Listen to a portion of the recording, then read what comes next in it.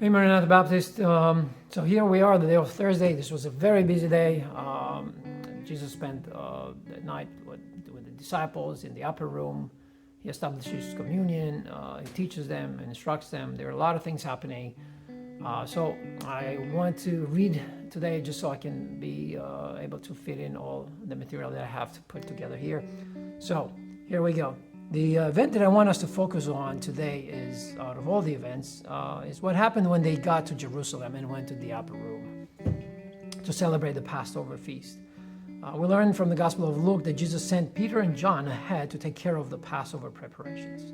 And once they all arrived there, they were confronted with a dilemma, since there were no servants around to perform not just the custom, but also the duty of washing the feet of the guests. One of them was supposed to take over that job, because walking in sandals on a filthy and dusty roads of Israel in the first century made it imperative that the feet be washed before a communal meal. This was normally the duty of one of the lowest servants, one of the house, but in this case, the only people present there were Jesus and his disciples. And from the Luke of Gospel, we learn that during the same evening, they have actually disputed among each other who was the greatest. So you can only imagine what was going through their minds as they looked around, probably expecting someone else to perform this duty. However, in the Gospel of John, we learn in chapter 13, verses 3 to 5, that Jesus, knowing that the Father had given all things in his hands and that he had come from God and was going back to God, rose from supper. He laid aside his outer garments and taking a towel, tied it around his waist. Then he poured water into a basin and began to wash the disciples' feet and to wipe them with the towel that was wrapped around him. So Jesus' identity was defined by his relationship with God the Father. He knew exactly who he was, that all authority was his, that he came from God and with a mission, and that very soon he was going to complete his mission and return to the Father.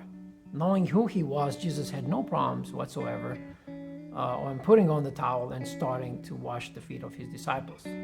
For Jesus, it was the display of his humility and his servanthood. For the disciples, the washing of their feet was in direct contrast to their heart attitudes at that time. When Jesus finished washing their feet, he told them, and I quote from John 13:15, "For I have given you an example that you also should do just as I have done to you." He was calling his disciples to a life of servanthood, and at the same time, and the same call stands for us today. As his followers, we are to emulate him, serving one another in lowliness of heart and mind, seeking to build one another up in humility and love. Am I willing to follow his example? Are you willing?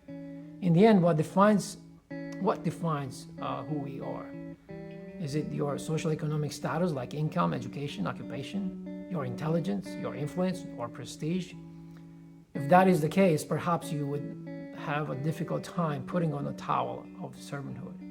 However, if what defines you is being a follower of Christ, and you know where you come from and where you are heading, then you should feel comfortable serving others, even those who in the eyes of others are not deserving of it. If you find yourself having difficulties serving others, just look at the example of Christ and then pray to God, asking him to give you a heart for him and for his service. If you're not a follower of Christ, I want you to know that Jesus, the Son of God, left the glory of heaven, gave up his divine privileges, took the humble position of a slave, and was born as a human being and humbled himself in obedience to God and died a criminal's death on a cross. He did all this for your sake, to change your identity so that you are no longer defined by your sinful nature, but by your relationship with God, becoming yourself a son of God. God bless you.